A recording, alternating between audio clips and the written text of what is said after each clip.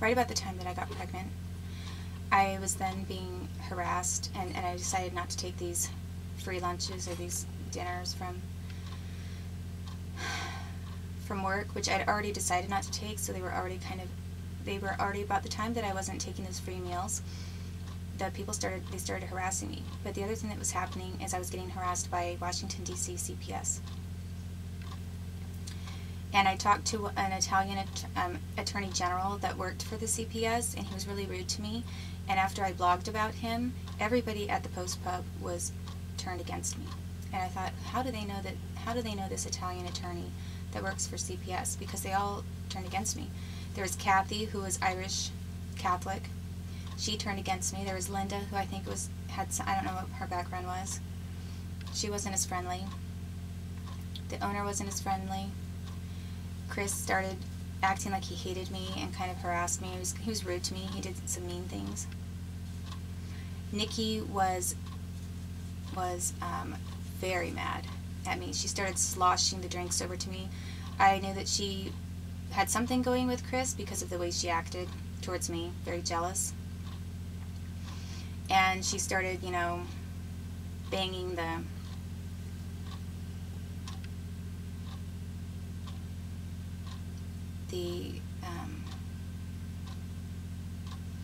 drinks down on the bar, so they sloshed all over my hands, and just did a lot of things.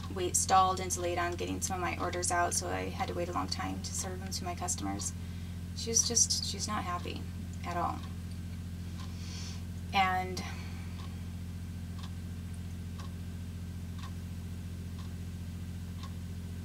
I remember she said to me, when I told her that I was pregnant, she said, well, what are you going to do? And she said, she said, I had an abortion one time.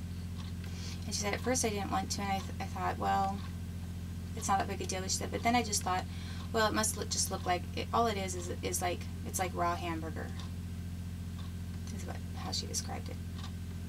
She said, when I thought of it as being like raw hamburger, she said, then I didn't have a problem with it.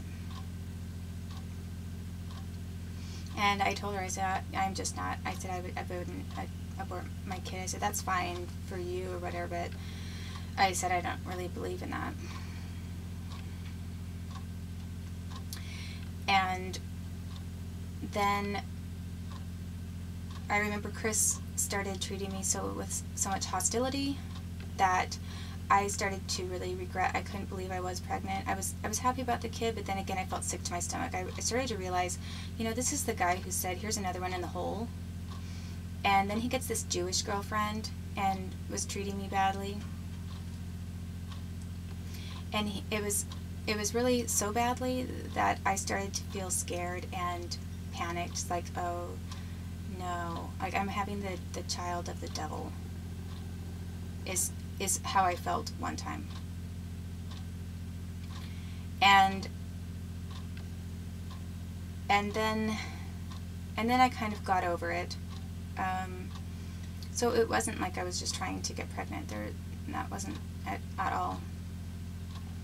After that one day where he was so mean to me, and I had that thought cross my mind one time, after that it didn't cross my mind again, and I became very bonded to my unborn baby, and I was very happy to have it. I wanted it, and if he wasn't going to be part of that, or if he wasn't going to quit drinking and being a slush, then that was fine. I could do it myself. But people started to treat me badly, and then they were trying to force me. Pretty much by the time I told Kathy that I was having the pregnancy, she hired another woman to take my place. The same day that I told her. And I remember people came in, including Chris's mother and a woman who lived next door to her, and they started talking about the Titanic going down and everything, and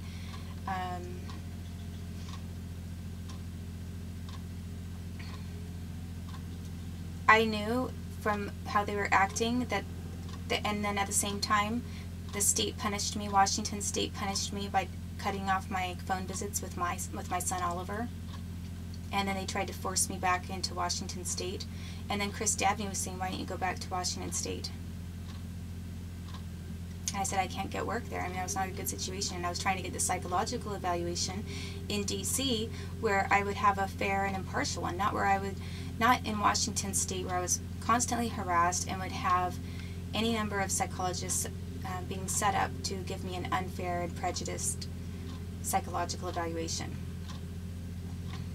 So then I remember the last night I was there, Chris wasn't there, and his mother was there, and this woman who was her roommate was there, or next door neighbor, and Nikki was there. And they all kind of gathered around and said, well, good luck, Cameo, or they said something like goodbye. They said goodbye.